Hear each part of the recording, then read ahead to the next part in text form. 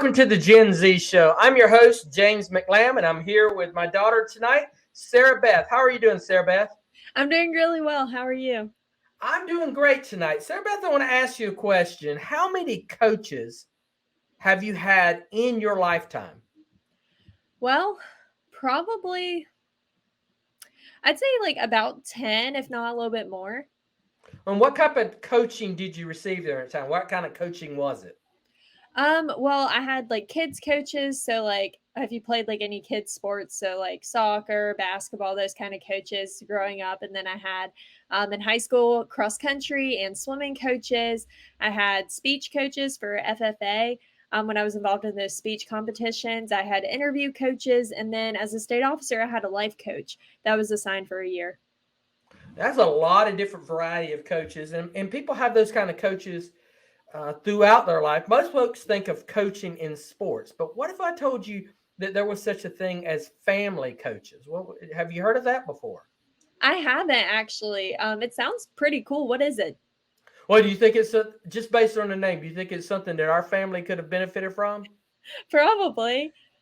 Well, today I interview Miss Cristin Parker, who is a family coach from Texas, and she has an amazingly insightful view of how to develop a culture of success inside of a family, really a culture of belongingness inside of a family.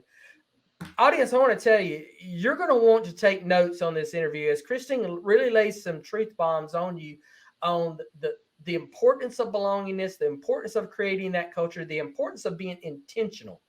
And that's really something I want you to take away from this. So today's interview is Miss Cristin Parker, life coach and family coach from Texas.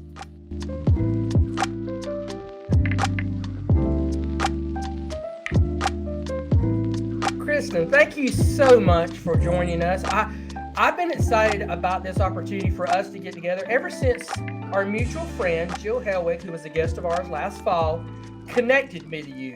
I've been excited about talking to you and especially diving into the area that you are really passionate about. So thank you for joining us today. I'm so happy to be here, James. Well, if you wouldn't mind, our audience, this may be the first time some of them are exposed to what you do and who you are. If you wouldn't mind introducing yourself and sharing a little bit about yourself to our audience. So my background really is in business. I was a change management consultant in my corporate years, which is really focused in a niche on relational health in business. So it was really building high functioning teams, cohesive teams, really working on communication and sponsorship. And then I became a mom. I had 3 kids in under 3 years. So I really quickly shifted gears and focused home for a while. And yet I still had such a passion to building teams. I mean, I was just building my little family team, recognizing that for families, they have kind of a one option for building relational health, which is counseling. And usually that's when you're in a crisis. Classes are kind of so I just have really a passion to take the tools and resources I had in the corporate world and bringing them and making them accessible to families. And I'm really passionate about youth. I did a leadership program for youth, and basically my passion is to give families and individuals to unlock their potential and give them a vision of where they're headed so they can take advantage of the opportunity that they have right in front of them today. So this is through family coaching programs that you Yes. do, right? Yes. And what kind of services do you offer for clients for families who want to help? So I work with families one-on-one. I work with individuals one-on-one as a family advisor, coach, and I've also put together an online course. And that's for families or individuals or parents that can't necessarily afford the time. Time is actually the most valuable resource. That takes time to do these things. Also, it takes money, but I just wanted that to be available to anybody who wanted to unlock more potential for their most important team, which is, I believe, family. So why do you think families need coaching? Family coaching really from my perspective, it's kind of a new concept relatively, maybe the last Mhm. decade and a half that it's really caught on. But why do families need coaching, especially now? Well, I think there's a couple reasons why. I feel like we're not getting the tools and equipping we need for life success. And I mentioned I believe your most important team is your family because that's your greatest opportunity for learning and growth. So I like to say, another reason why I'm doing families coaching is because I come from what I call a wonderfully dysfunctional family. And people laugh when I say that. I think all families have a measure of dysfunction because we don't get it right. But hopefully our family is the safest place to practice. The problem is that when we get into relational ruptures or challenges, we get into bad habits and patterns and defaults.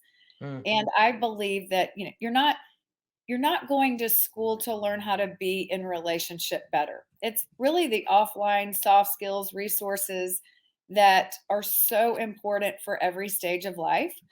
And it's just not something I think we kind of trick ourselves into believing that it should come naturally. That's And a good point. the minute things get difficult, we kind of want to turn the other way and go a different direction. So one of my very favorite quotes that I use in all my coaching is it's a guy named Barker, and he wrote a book. It's like in its seventh edition of Basic Psychiatry, but he says families are miniature societies in which children make their first attempts at adapting to the presence of others. Hmm. And then children learn patterns of social behavior that tend to persist throughout life. So, what I like to do in my coaching with families is take those uncomfortable, frustrating moments and reframe it to an opportunity for growth. Because whatever you're learning at home, if you can dig in and get the lesson out of it, you're going to then be able to show up on your other teams having that growth and development because you're going to be in many teams throughout your life. You probably, some of your audience is probably already on a team and they're learning things about themselves. Your family's the safest place to learn things about yourself because hopefully you have a family that's going to be there no matter what. And they see you. You can't hide in family. So you come home and you present exactly who you are to them. They know you better than anybody. So I say it's so valuable if you can lean into learning and move through those struggles so that you can grow from them. I like to say that my kids, you know, you have your challenges throughout life. And so as a mom, I can look at my kids and I can say, oh, they gave me a hard time in this way, or this was a struggle in their life. But I like to reframe it and say, oh my goodness, that was my invitation for growth. Hmm. Their struggle in life was really also an opportunity for me to grow and for me to learn. Instead of just pointing the finger at them, what am I getting out of it as well? So it goes both ways. There's so many things I want to unpack on that on why the coach. The first was that concept that the family really is your training ground of being productive part of society that you are supposed to learn Yes. how to live in a greater society in the family first. You think that that is lacking now in a lot of families that they're just not viewing it that way? Yes. And I think there's a universal need. Mm. One of the greatest needs for all of us is belonging. We want to belong. And so if your family is a place to belong, and not everybody has the benefit of a wonderfully, supportive, encouraging family, but it doesn't take away that need to belong somewhere. So we're searching for places to belong. And I think it's super helpful if you can be accepted for who you are. And instead of people writing you off when you're going through challenges or growth or immaturity, that they're there to support you and encourage you and help you flip the script and see the opportunity in it versus the frustration from it. Um, there's a great quote by Brene Brown. A lot of your audience might know Brene Brown. She's super popular. And I love this because it talks about where I think a lot of youth are today. She says she defines fitting in as assessing a situation and becoming who you need to be in order to be accepted. So I think a lot of us in our formative years are trying to fit in. We're trying to be accepted. And a lot of times that can be altering who we are and not necessarily being truly authentic. So she goes on to talk about the word belonging, which I think is even more important than fitting in. And it's actually what we want more than just fitting in. And she defines belonging as something that doesn't require us to change who we are. It requires us to be who we are.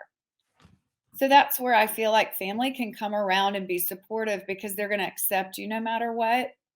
And I think gives us again that experience early on that allows us to understand what we're really looking for, which is belonging. And then there's another quote that talks about belonging. It's a universal need to form and maintain positive, stable interpersonal relationships. And of course, that should happen first in our families. Yes.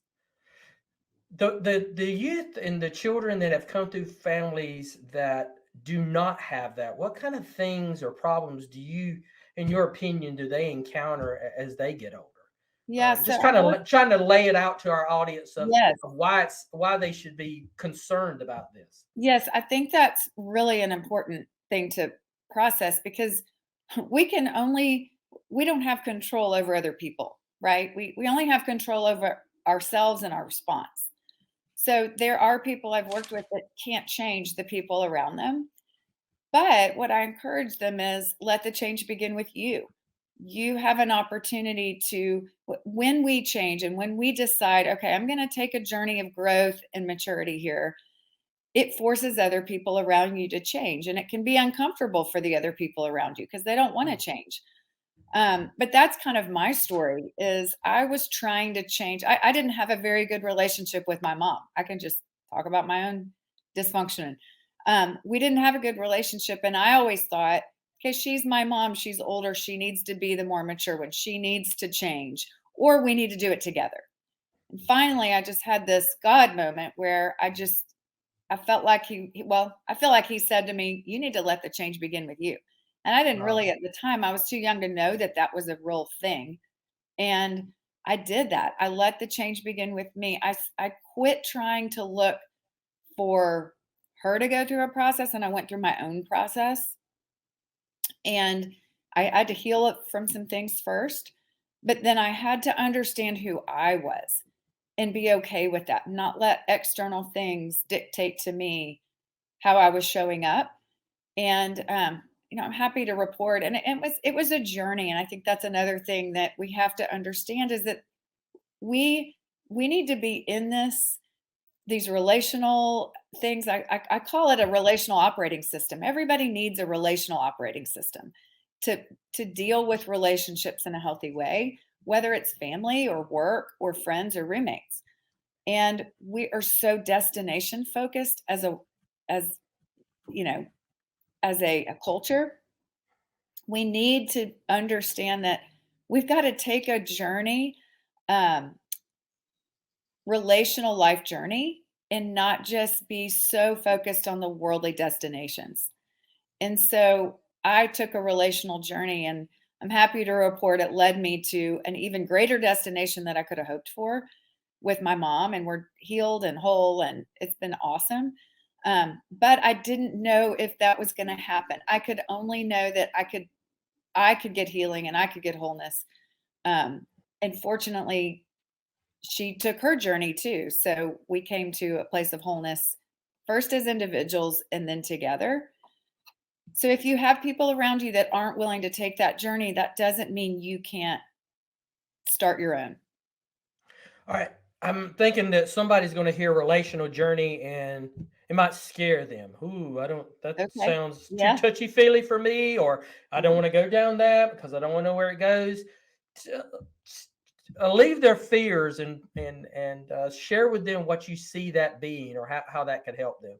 Okay, so one of my early introductions to this relational thing, it actually was in a classroom, which was highly unusual. I was in college, and it was so touchy-feely. My degree was in human and organizational development, It was kind of a cutting edge degree at the time. And we sat in a class and we could only talk about the here and now. Like it kind of felt like it was a lab experience. We had a class to go along with it, and this was our lab experience. So what I learned from that, and the reason we could only talk about the here and now is because it was, they knew what journey we were probably going to take in this lab, which we did, which like for the first 2 weeks, nobody said a word because it was just, we're in a circle just looking at each other. There wasn't much to talk about. And then the conflict started happening because of the discomfort. And so what they were trying to do is actually get us to a place of conflict. And the takeaway really was, to shorten the whole experience, was conflict does not have to be a negative thing. It actually can be a good thing. But in our minds, we think, ooh, that's uncomfortable. That doesn't feel good. Conflict doesn't always feel good, and it may never feel good. But when you get to the other side of it, it is great. It's an opportunity for growth. It's growth waiting to happen. So in families, like relationships, to your question, we want to move away from discomfort because it's not pleasant. But sometimes the greatest opportunities for learning and growth are on the other side of that discomfort if we lean into it. And I like to tell my families that your moment of conflict, you can really reframe that to be a journey of collaboration. If you take a step back and you start asking questions and start listening to understand each other, this is an example of a mini journey, right? For communicating better, active listening. Nobody communicates to understand. They communicate to defend. They communicate to influence or persuade, but they don't stop to go, hang on a second. Where are you coming from here? Let me see if I got that right. Let me see if I really understand what's going on with you, and go all in one at a time and take turns with the communication. Then you get your agenda off the table, you get your personal offenses out of the way, and you just can be neutrally understanding where someone's coming from. And what you typically find out is hardly ever does somebody, if they go through that, take that step to understand, they always walk away with a new awareness that they didn't have before. Wow. All right. Families are listening to us. They're thinking, I can hear maybe the dad, mom saying, well, we might need some family coaching. But someone inside their family is confusing it maybe with family counseling. You mentioned Always. it earlier. Yeah, you mentioned earlier, like one of the first things that there's a difference. Let's define that difference so we can alleviate any of those fears. Yes. Okay. So they're two very different things, and I'm for counseling. Counseling, however, is different from coaching. Coaching is looking towards the future in a practical way, whereas counseling is really looking at the wounds in the past and trying to understand your past journey. Coaching is taking you forward. So what I find is that, especially if you're talking to men or anybody that really doesn't want to address their feelings and emotions, which is what you do in counseling, and it's very important to take that journey at times. What I find is people need quick wins. And with coaching, at least with what I'm doing, it's a process. It's very process oriented. So, the course is like a process. You go through a process. And I like to tell people, when you go through a process, it takes the pressure off the person. So for example, when you're anything you're trying to learn about, whether it's a college application process, right? You're going to start here and end here, but you're going through the steps to get accepted to a college. If you're dealing with an addiction and you go to AA, it's a process. You know what the 12 steps are to hopefully get free from that addiction. So to me, process is super practical and tangible, and it gives you quick wins. So it's much more skill-based, much more practical and tangible, and it's digging into giving you quick wins and helping you understand where you're getting in your own way. And then what I find is if there's other things left over, wounds or things, you know exactly why you're going to counseling. Where sometimes people go into counseling and they think, okay, I'm here. It took me a while to get here. In fact, statistics show it takes 7 years, in fact, to get to a counselor. for relational challenges. Because Wow. people just don't. Yeah, that's John Gottman's research. And it takes 7 years for people to get to counseling where, because I think they just don't want those unwanted feelings. They're trying to move away from that discomfort. And what I find with my families is, look, it's a lot of the stress and the relational challenges come because of, and this is a way to reframe things, because they really love each other. They don't want that. So their emotions get heightened because it's something they really don't want, because at the heart of it is actually, I want love and I want connection and I want support in my family. So it comes from a very altruistic place. Yeah, this is incredible. The verbiage that you just used describing what coaching is exactly, and it's like you two got together and talked exactly what the head coach for Ziegler, the Ziegler head legacy head coach, who is helping to create our youth coaching curriculum. That is Yeah. exactly the verbiage that he used, almost to a T, describing why youth need coaching. And so that's Yeah. why I was smiling big when you started talking about it. I was like, wow, this is such synergy between, the youth coaching, the family coaching, and business coaching. It's all such a And synergetic what movement. I find with youth is, yes, there's real, I don't want to diminish anybody that's going through a difficult, Hmm. challenging time. I mean, I like to say, I mean, I've probably been there with my family. But I think that young people are hungry and so desirous for practical tips and tools for how to live life. And there's a void of that. There aren't any classes. I mean, that class I took in college was so rare. I talked to my professor years later. He's like, I had to fight to get that put in the curriculum. It was the most, I went to Vanderbilt. That was the most lasting, impressionable class I took there. And it almost didn't get on in the curriculum. And I think more than ever today, with what is being thrown at our young audience, they are just craving it. And even the older audience. I took a marriage Hmm. class, and I was shocked that there were 3 marriages at the end of the 16-week class that all they needed were skills and tools, and they got them. They didn't need deep, intensive counseling. They needed tools, and that was so eye-opening for them because they literally were thinking the D word until they got tools. And then it Oh, was like wow. it was like, "Oh my gosh, nobody ever taught us how to communicate like this. Nobody ever taught us emotional intimacy and how to connect on a deeper level."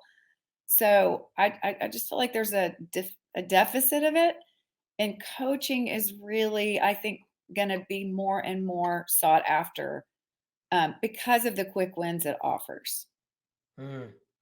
I love the way David describes coaching it. And he goes back to the original word, the old English word, that it comes from carriage, a coach being a carriage, and a carriage being a mode of transportation that takes you from where you are to where you want to be or where you need to be. Yeah. And that's the viewpoint that he Yeah. keeps saying, that coaches that he teaches, you need to look at your job as being taking folks from where they are to where they want to be. And to that point, what you said is, if there's something that's in your past that is keeping you from there, that is something where you might do a deeper dive with a counselor, someone who has the training and understands that. So, Well, I think the important part of that process of going from A to B is flipping the script.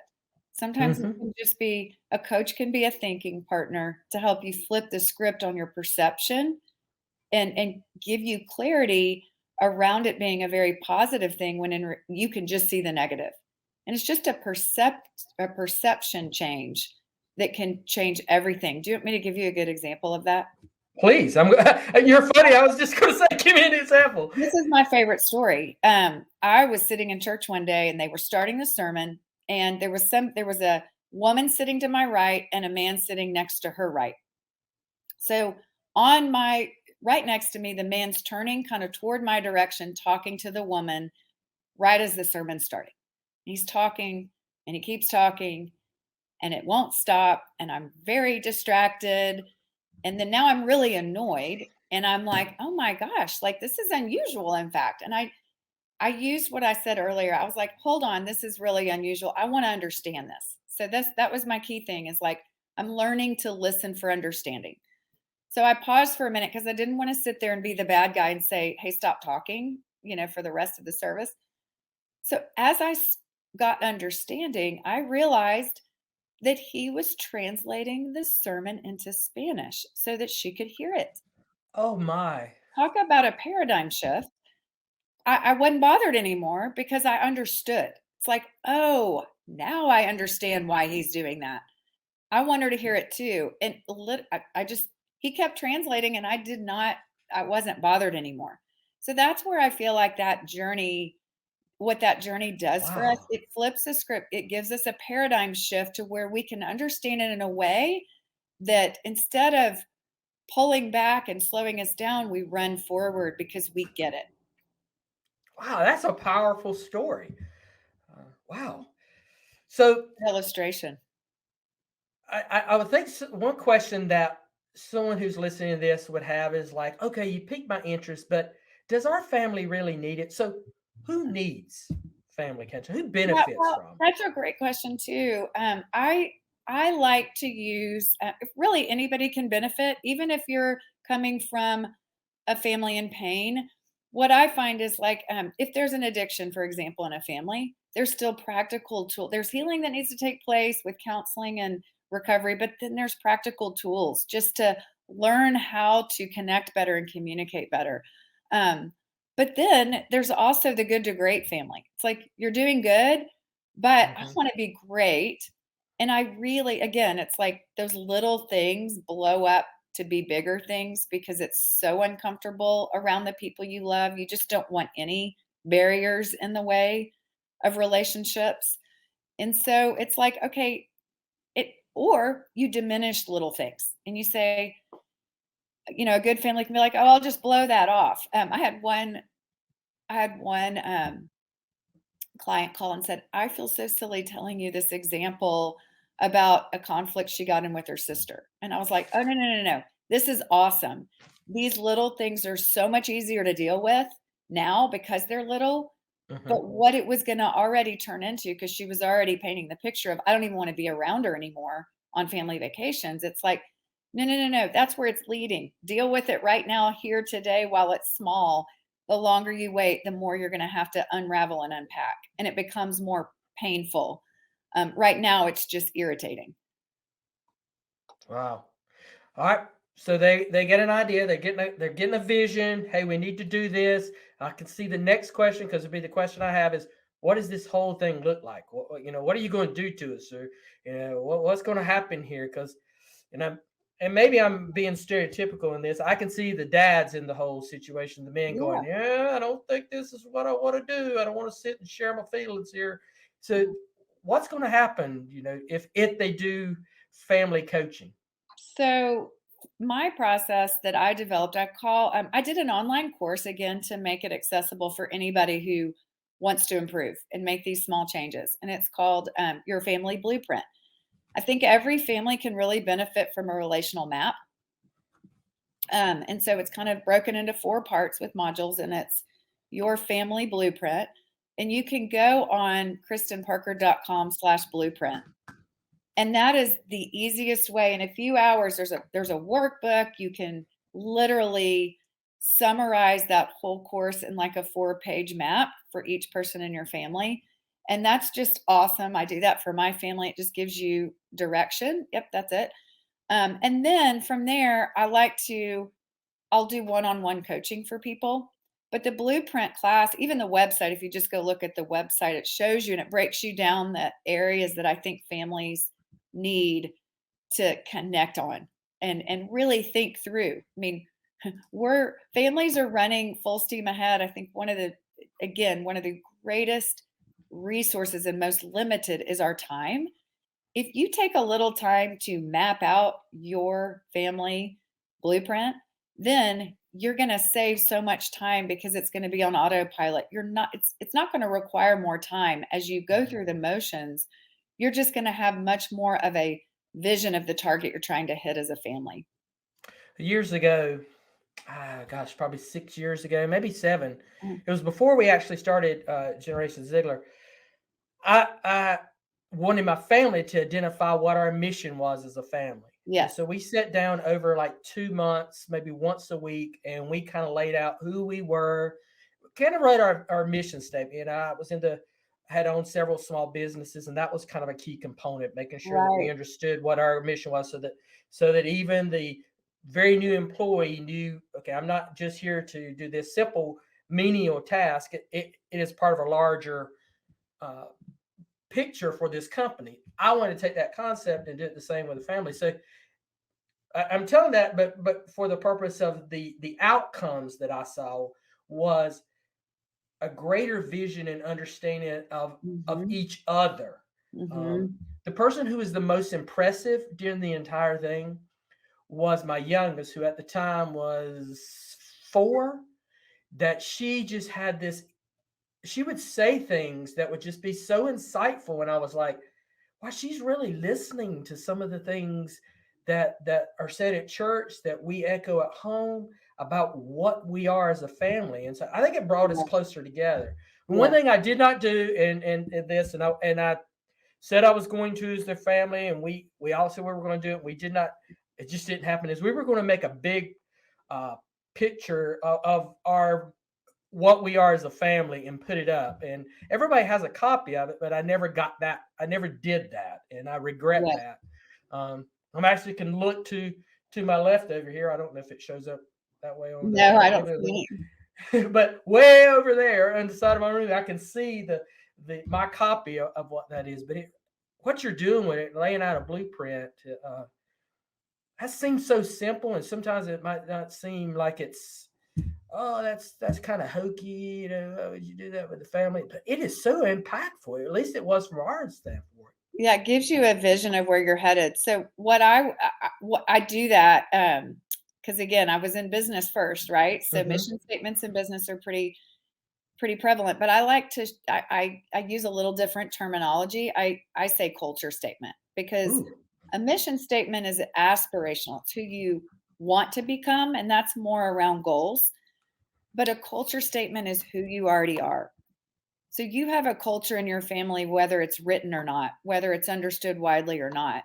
If you can actually put that in writing and make it plain, there's that verse, write it down, make it plain, and so a herald can run with it. Mm. So when you make it plain, when you write it down, it becomes a rallying cry for your family. But it's not who you're trying to be. Again, we're not trying to fit in and be something we're not. We want to hone in on who we already are, and Mm-hmm. you do have a culture. So I like to. That's part of the blueprint is writing out your culture statement. And I've We got a can. We have. I'm sorry. Go ahead. well, I have a lot of good stories and feedback of people who've written theirs on a board, and when people come over, they just kind of sit there and read it and go, "Oh my goodness, that is exactly who you are." It gives an outsider a real understanding, in addition to just the family members being able to be on the same page. Well, we framed it too as this is going to be the prism in which we make all our decisions That's through. exactly right. What we choose to do as a family, what we choose to participate, where we choose to go, how we use our money, how we use our Mhm. time. We want to have a prism to do that. So the kids don't ever, as they were growing up, would never come and ask or even insinuate, okay, I want to go and buy this, or I want to go do this, or I want to go and be a part of this. Because if it was outside of that realm, they knew that's not who we are.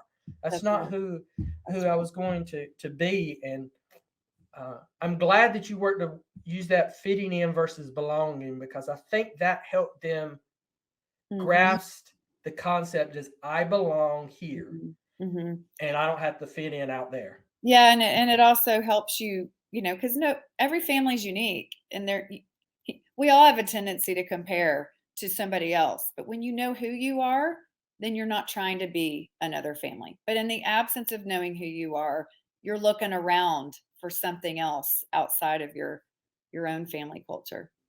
When my son was 4, 5, somewhere in that age group, we started playing t-ball, and one of the assistant coaches came up to him the very first day and said, I'm Coach Jack or whatever his name was. And my son introduces himself like this. He says, I am Jacob McLamb of the McLamb family. And I was like, and the guy just thought that was so cool, and I just started reflecting on it, and so that's kind of been a running theme for us: is you are Sarah Beth McLamb of the McLamb family. You know, Yep. that is who you are, and especially for our situation, in that myself and my two oldest kids, we're all adopted. So, and we did ancestry testing, you know, to kind of see Yeah. where we were, and when we started it, I set them down and I said, no matter what results we get back, we three need to understand we are James McLamb and the McLamb family, Jacob McLamb and the McLamb family, Sarah Beth McLamb, McLamb family. That is who we are. This other stuff just kind of gives us some things, you know, to tell us about our DNA history, not who we are, not who we Yeah. belong to Yeah. use the words that you do. So When I did my culture statement, because I didn't have this concept early on, it was after I had my kids, I kind of had this revelation to do it. And I thought, oh, you know, but we had a culture and it became very clear we'd been living out that culture, but we could rally around it once we wrote it. So then I was riding in a car with my mom, remember the one I didn't have such a great relationship with. And part of our disconnect was I wanted things that were different from her growing up. And so because we didn't have so we're driving in the car and she said, when I set out to have a family, these were the three things I wanted to accomplish. And she laid them out and it was who she was. She's very hospitable. She's very spiritual. So there were things that were just a part of her that became part of our family. And I'm the oldest of four girls. We all live out that culture that she introduced us to. But I never knew that she had those things that she was trying that were a vision for her. And she accomplished those things. The wound I had was not knowing that because I was wanting something completely different from that. And I could have rallied around what she was doing had I understood what she was doing. So that's where I feel like those things can really be powerful. Mr. Ziegler used to say that everybody wants to know what's in it for me. So what are the benefits? What are the outcomes of someone who goes through a family coaching type program? As they're sitting there trying to evaluate, okay, we can see it's for us, see it's for our style. We're feeling okay with the process now. We don't feel like it's going to be too risky for us, but really, what's in it for me? So, I mean, this might sound lofty, but I think it's really true. And I've seen this over and over again where my hope is that these little 2-degree turns will change the trajectory of generations. Ooh. Change the trajectory of your family for generations. If you can get a hold of one powerful truth, such as a culture statement, it's like, this is our culture. One of the elements of our culture is we're unconventional. So we did unconventional things, a little bit unique with our kids growing up.